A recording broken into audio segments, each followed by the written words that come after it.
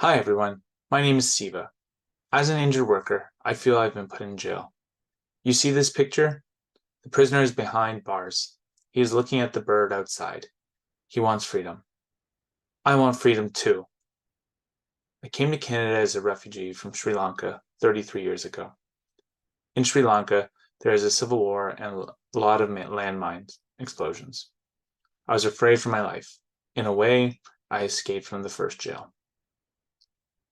Canada is a very peaceful country, and I started working for a better future.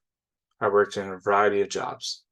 I worked mostly in service maintenance for cars, changing tires, changing oil, automotive maintenance. My first injury was a hernia injury lifting a car. My employer only allowed me to apply for EI sick benefits. This was illegal, but I wanted to keep my job. I was off for a month. After 6 months, I got injured again. I injured my hand while removing a skid plate from a car. My employer did not take my injury as a big deal.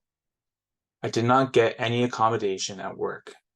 Instead of a light job, they made me work even harder to force me out. I could not take it and was forced to quit. I felt I was in jail all over again.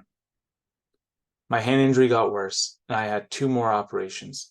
The doctor advised me to get physiotherapy, and finally I applied for WSIB. My employer had done nothing. The WSIB denied without good reason or justification.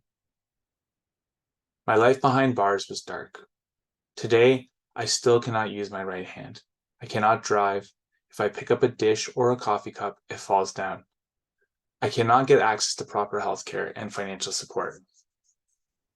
Only thanks to the IWC clinic did I get some compensation, but the benefits are still too low and the future up in the air.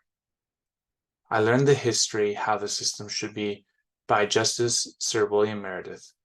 Who is the bird that flies in freedom? It's the Meredith principles. Meredith is dead, but his ideas and principles are still alive.